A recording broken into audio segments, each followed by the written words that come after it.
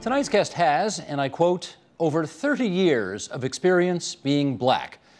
And with that, we welcome, in New York City, Baratunde Thurston. He's the CEO and co-founder of Cultivated Wit and the author of How to Be Black.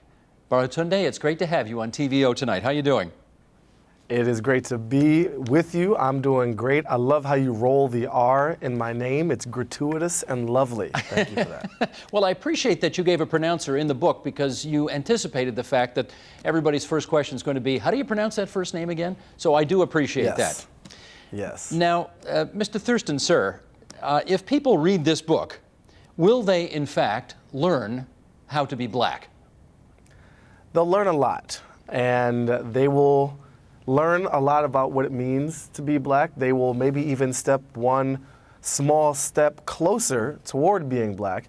They will not necessarily transform their racial category from not black into the black category. It's much more effective to have at least one parent who is black if one wants to achieve such a goal. That totally explains it. Because I can see you, but you can't see me. But I have read the book, and I must tell you, I don't really feel any blacker right now, and the parental connection, that probably goes a long way to explaining that. Thank you for that. Yeah, it involves like a time machine. I couldn't fit that into the book to change who your parents are or your genetic makeup. It was much more expensive. Just printing on dead trees was a good enough start, I thought. Appreciate that. I understand that. Okay. Can you tell me then, if folks like me aren't exactly the target audience for this book, who is? Well, I didn't say that. I think that was a little leap. I think the target audience for this book is literate people. It helps. Smart people, which I'm going to assume you're a part of because you're a big fancy man on television, and people who have a sense of humor, which you clearly do. So I would put you right square in the middle of the target market, who's not taking things too seriously but are curious enough. I certainly wrote the book from my experience and my own life example, but there are people who I've found that have connected to it who aren't American, who aren't male, who aren't black, who didn't grow up in the 80s in an East Coast city. There is a lot about this book that all sorts of people are connected to because it's largely the story of my own life, which is a balancing act of being up in a certain community and not in the community, to being too black and not black enough. And there are women who felt that way about being the only woman in a room. There are gay people who felt that way. There are immigrants in nations across the world who have felt some level of tension about who they are and who the world expects them to be. So I would put all of them in the massive target market for this book. That sounds like just about everybody, so that's very clever. And before we talk more about your life, I do want to talk more about the strategic decision to publish at the beginning of February. In fact, this book came out February 1st, 2012. What went into that decision? Math. It was a math-based decision. February is Black History Month in the United States and in Canada. Indeed. And I wanted to go for a North American sales target that would make it easier for people to buy the book. Folks often have an urge to buy something a little blacker during those days of the year, and I wanted to simplify their choice. Do you have any tips for us on how one can best celebrate Black History Month? Yeah, there are a lot. I mean, I think you could start with, sort of crassly, sure, buy the book. That's a helpful first step. But even without that, there is a way to pay homage to the black experience that has contributed so much to North America's growth. I think whatever President Barack Obama does is quite an historic and, by definition, black thing. So just aligning yourself with him, not even politically, just sort of following him around, paying attention, checking out whitehouse.gov on a regular basis. That becomes an historic act of black history because of who occupies the White House for the next few years. So that's a good first step. Yeah. He will always be the first black president to have ... right? Everything. Yeah, it doesn't matter. All the positive things, all the negative things. He is a fact of history, and that cannot be removed from him, regardless of how that history is written. Okay, can you give us just a little background on how this book came about? I gather Twitter had something to do with it? Yeah, Twitter was a big part of it. The book was born in some ways in 1977 when I was born, in other ways in the summer of 2009 when I had an experience trying to buy some wine in Brooklyn, where I live in New York City. And I wasn't really versed in how you're supposed to buy wine. There's a methodology you're supposed to employ where you swirl it around in a glass and you take a huge breath through inflated nostrils and then you pronounce something profound yet simple, like it's nutty on the nose, which doesn't really mean much, but it makes you sound educated and elite. I didn't get that particular education in wine buying. I didn't feel like learning about the process and asking for help. I felt like I was grown enough to not need help buying a liquid. So I just went with the labeling on the bottles of wine that were in this particular shop. And I found one label that spoke to me in a very special way. The brand of the wine was called Negro Amaro. And I took that as a sign that this was pro-Negro wine, pro-black wine. And so I bought it for that very reason. That begat a tweet, as do many of my actions. And I tweeted playfully at a fellow comedian, Elon James White, who's featured in the book, who's also black and also lives in Brooklyn. And I basically said to him, look, I bought this wine because it had the word Negro in it. How black are you? And I used the hashtag, how black are you? And then he responded, and I responded. And before we knew it, we had generated a couple hundred tweets between us, and then thousands more tweets were generated by people playing along. I then spoke about this experience in a web conference, talking about Twitter hashtags and the fun you can have. And someone from HarperCollins was sitting in the audience, invited me to a meeting, and that led to a broader discussion about possibly doing a book related to identity, blackness, my life, in a comedic fashion. Thus, this historic tome. I was going to say, born. and the rest is history. All from your purchasing a bottle of wine that started with the Negro in the title of the bottle of wine. That's fascinating. Well, then I think one act of ignorance hopefully gave birth to an act of greater insight. Amen to that. Well, let me ask you the question then, Baratunde. How black are you? I am super black. I've been black for, as you've mentioned and known, over 30 years.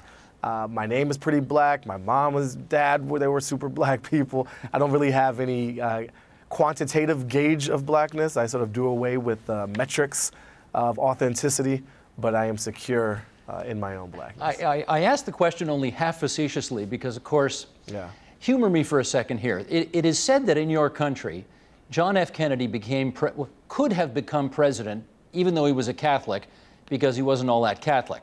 And that Barack Obama could have become your country's first black president because, in fact, he wasn't, quote unquote, all that black. So when you ask somebody, how black are you, do you see the sort of potential underpinning of what's behind that question, and does that have any legitimacy for you? Absolutely, I see the underpinning. I mean, the way this book is constructed, it's mostly a memoir of my life story, what I call my own coming of blackness. And then I punctuated that with lessons that I learned along the way, like how to be the black friend and how to speak for all black people, which I will attempt to do right now. And I also employed a panel of black experts, which is to say black people who I had access to. And I asked them questions like the one you just asked me, how black are you? That question gets at this notion that there is a way to be black, a way that I don't accept based on the satirical title of my book. There is no way to be black. That's the punchline, so if people were wondering, you don't even have to buy the book. That's the giveaway.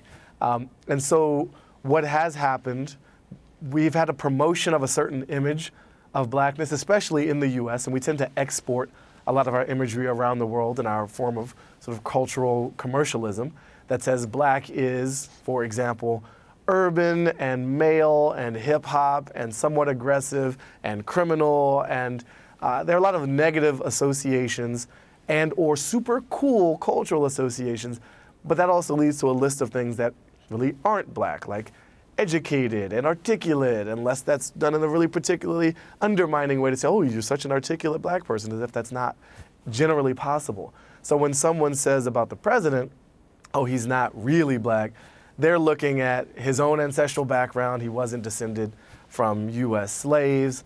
They're looking at the fact that his mother was white, that he went to Ivy League schools, oh, and that he's the president. And somehow that's supposed to discount the intensity or integrity of his blackness. So that's the long answer. The short answer is that's all BS, and no, I don't accept it as legitimate. But it's fun to talk about sometimes. Indeed. But having said that, do you think the fact that Barack Obama has been president since 2009 has made your fellow countrymen reevaluate all of the traditional adjectives that one traditionally has put before the word Black American? I would love to say yes, and in certain cases, absolutely. And the whole Obama family is a great visual example of what Black can be, which now includes president and first lady and first children. I don't know what the kids are referred to as. Let's just call them by their names. First family, yeah, there you go. White House occupants and residents. So people acknowledge that. I think what often happens, though, it's very easy to say, to interpret it as an exception, right? You've always had the exceptional Black person, the exceptional immigrant, the exceptional woman who sort of breaks the mold. The fact that there is a mold that they're perceived as breaking is more of the rule that people are still adhering to. And I think if we really were to see a change in perception, we'd see it in outcomes. We'd see it in health outcomes, in educational outcomes, in police brutality outcomes as they relate across racial lines, in imprisonment outcomes. And we're not seeing it at the deepest levels of society there. Now, it's yet early.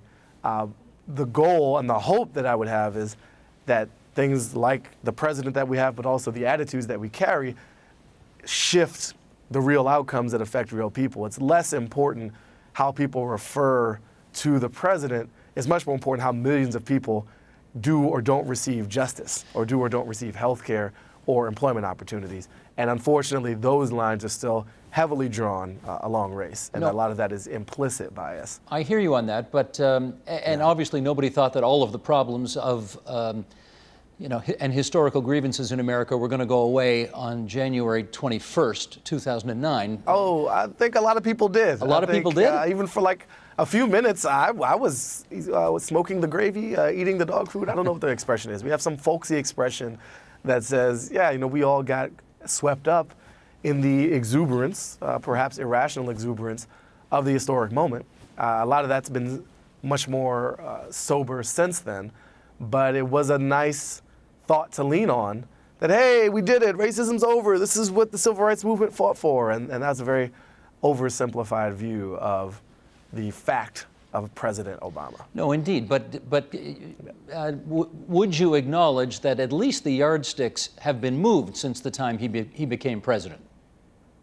Oh yeah, that's not deniable. They certainly have, and you still will, the real test was his re-election. That was a great endorsement of, obviously his politics and his person, but I think race was also a sort of relieved part of it. There was, if he were a one-term president, it could have been written off as some sort of experimentation. Like people go off to college and they sort of experiment with their sexuality. I'm going to experiment with my, attitude toward who should belong in this White House. And the fact that he won convincingly was, I think, a bolstering of the first time around. If it happens again, that's even more reliable. So yeah, the yardstick's been moved some, but the overall game and field that we're playing on are still heavily distorted. Okay, as long as we're talking about Barack Obama, I want to ask about... You are Mr. R-Roller, yes. I love that. I'm going to ask about Baratunde Thurston. Yes. That first name of yours, I know people who've been watching this interview are no doubt thinking to themselves right now, what's the story behind that name? And I know you must get asked that all the time, so help us out here. First of all, I just want to say hello to the people watching this interview right now, and thank you for giving your time to this moment. I really appreciate you, and I love many of you. In terms of the story of my name, I had parents who were particularly activists in the 60s, especially my mother, and there was a wave of Black parents, especially in the U.S., who wanted to reclaim some connection to Africa. And they joined Pan-Africanist movements, and they spelled Africa with a K, and they marched, and they got pretty radical in their politics. And one of the acts that was common, especially in the 70s, was to name your children with an African name. This is not something that was passed down family to family due to the magic of the institution of slavery to erase a lot of those bonds and connections. So my mother especially wanted me to have a name that meant something and that connected back to West Africa. So they went through a book of names. They found a name, Babatunde, which is from the Yoruba of Nigeria, which means father returns or grandfather returns. And My mother was a big fan of her own grandfather. It also is colloquially translated as one who is chosen. And she had had a number of miscarriages before I took the effort to show up, so it was a big relief when I finally did. So they found in this book a version of the name written as Baratunde, B-A-R-A, rather than B-A-B-A. And that small distinction has caused hours and hours of curiosity and confusion and harassment by the Nigerian community that I have encountered throughout my life, many of whom are excited to meet me and then immediately confused about why I have some strange version of a name that they know as quite common in their homeland. Well, that leads me That's nicely to the follow-up question, which is, Yeah. how old were you when that name stopped being something to be harassed over or problematic, and where you really came to embrace it because of the lovely story you just told us? Well, look, it's not problematic for me. It's still problematic for other people. I still meet folks in my travels in New York City who kind of meet me, hear the name, look at me funny, and I can almost know, you're Nigerian, aren't you? Let me explain. I didn't name myself. Here's what happened. But as a kid, my first encounter with that, I was about 8 years old when a friend of mine's father sort of verbally attacked me over the phone for bastardizing his nation's culture, which I really couldn't take credit for. I had to lay that at the feet of my parents, who were not there to defend themselves, as he attacked a small child for doing something very passively, keeping the name that I was born with.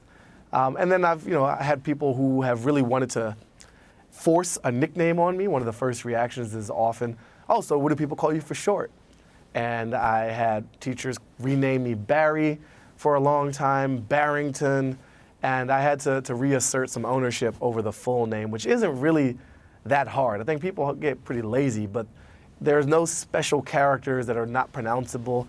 It kind of rolls off the tongue. It's really poetic if you take the time to embrace it and realize it's simpler than encyclopedia. I would second that. I love making people follow through and say the entire thing. Just in terms of setting up this next question, I want to play a little clip here of a show that no doubt was a huge hit when you were a little kid. Here's a clip from Fresh Prince of Bel-Air. Roll tape, please. Okay. Mom, Dad, I've been thinking it over, and I've decided what I want to be when I grow up. What, tall? That's nice, honey. What? President of the United States. Well, that would make me very proud, Carlton. Imagine, my son, the country's first black president. I'm black.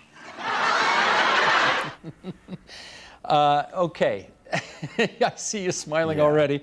But it does raise a fascinating question, which is, how old were you when you realized you were black? Yeah, no, that's another question I asked my own black panel of experts. And for me, there were a couple different moments. There was sort of the passive moment of just growing up in a household where race was pretty strongly reinforced due to the politics of my mother. And we were surrounded by jazz music and African art, and we went to street festivals that really celebrated the black experience. So it was positively enforced early on that I was black. I also recall when I was probably 7 or 8 years old going camping, which is something in theory black people don't do, but we had a great time of it, with another friend of mine out in rural Virginia somewhere. And that was the first time that someone had called me the N-word.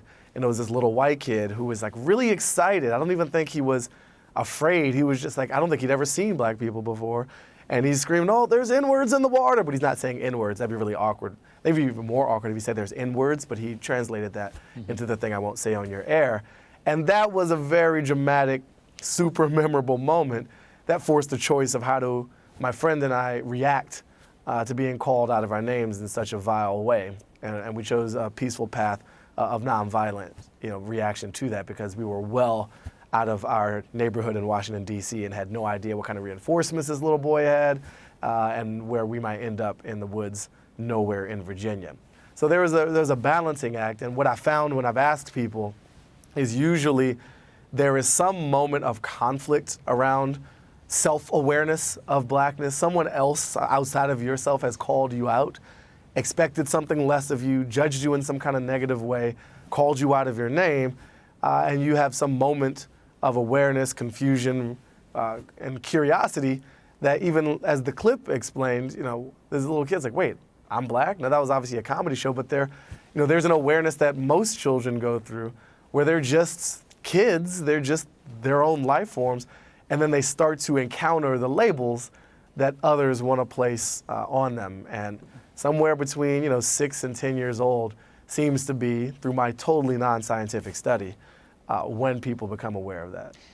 You mentioned 6 years old, and I want to follow up on that because let me make this observation without trying to sound ridiculous, but your father was killed when you were 6, and Yes. I don't know how anyone gets over that. I don't know how you've turned out so well. I don't know how you've turned out to be so funny and have seemingly such a positive, optimistic outlook on life. So A lot of kale. Kale is great. How do you do that, Baratunde? How do you have such a good outlook on life, having suffered that kind of a misery in your childhood? Yeah, I mean, when you say it like that, man, maybe I should feel more terribly. Fortunately, my father's death wasn't the total of my life. And he died at such an age where I didn't have a deep attachment to him. He hadn't been living in our house at the time. And most importantly, I had a ridiculously amazing mother who did more than make up for his absence. And she went above and beyond. She was sort of saintly in her efforts to navigate me through these treacherous paths with or without a father that would be difficult. So the short answer to how I feel like I turned out as positively as I have is my mother. And I think there's millions of people, billions of people in the world who feel the same about their mothers. I happen to have had the best one, but I sympathize with people who think their mother was the best, and I support their generally positive attitude toward them. I also had, through her and other people, a great community around me. My mom was keeping me quite busy. I had all sorts of programs, and I mean, my life is a good one. I'm one of the luckiest people. I'm sure I'm in the top 1% of people that's ever lived in terms of satisfaction in life and opportunity achieved. Like, I'm talking to you right now. Most people in the world never have a chance at that. So I can't, there is sadness and there's a sense of loss. And obviously there's a level of tragedy in the violent murder of one's parent at such a young age. At the same time, I have seen the world, and I get to tell jokes on stage and write books and build companies. And I've worked for The Onion, and I've visited the Republic of Georgia and clubbed with the president there. Like, I have a ridiculous life. And so to focus on the tragedy would really be a shame, and to not appreciate all the greatness. I have a great family. My sister's still here, and we love each other and get along well. I'm healthy. I've got good teeth. I mean, there's not, in the great scheme of things, I think focusing on his death and sort of clinging to that was just something I didn't have the instinct to do, and I had a lot of positive reasons not to let that act define how I saw the rest of the world. I had too much other positive come, at the same time and after that. I give my mother most of the credit for that. We're literally, Baratunde, down to our last minute here, and I'd love to chat with you for another half an hour if we could. This has been just delightful, but you did get to experience, and I want you just to talk about this if you would for a bit. You did get to experience two things that obviously the vast, vast majority of African Americans don't get to do, and that is you went to the Sidwell Friends School, where Chelsea Clinton and the Obama kids went for your, pre-university studies, and then you went to Harvard. How has all of that changed what you think it means to be black in America today? Wow. Yeah, the Sidwell experience was my first exposure really outside of my own geographic community in DC, being a majority black city, especially at the time. And it opened me up to, I think, the reality of life and possible struggle of other people. It opened me up to what racism can look like from theoretical allies, which are very progressive white liberals who feel like, oh, I voted for Clinton or Obama, I can't be racist. We can all, indulge in some level of discrimination, prejudice, and even racism. And I learned a new flavor of that there. And I had a lot of tension in my experience. I loved the education I got at school, made great friends, but it also, I think, forged me through some awkward fires, realizing this is what the world is really like, not out in your super protected home. Harvard benefited, and my experience there benefited from what I learned at Sidwell, and that I was liberated to sort of take advantage more of what that institution had to offer. And I had been fully solidified in who I felt I was as a person, as a black person, as a dude. And so by the time I got to Harvard, I was just able to, I think, transcend a little bit the need to always explicitly think through my blackness in moments and just focus on being. And I think my own how to be black became more how to be in the experience and the years I spent at Harvard. So I'm fond of both institutions, I really am. I had a much rougher time emotionally at Sidwell. Puberty probably had something to do with it too. Acne didn't help out. And then by the time I got to Harvard, I was certainly much more solid in who I was and was able to focus on just being. And that's the sort of the hope that I have for everybody else and the underlying subtext of this book. And I think why it appeals to people who don't look like me or sound like me or speak the language that I do is that we all have some inner essence that we're trying to get out there. And this is partially my story of figuring that out. Well, it certainly appealed to me. And you know what? I got a few more things I want to ask you, but we're plumb out of time on TV. Can you stick around for a couple more minutes? We'll chat and put it online? Of course. That'd be fabulous. Thank you so much. Support Ontario's public television. Donate at tvo.org.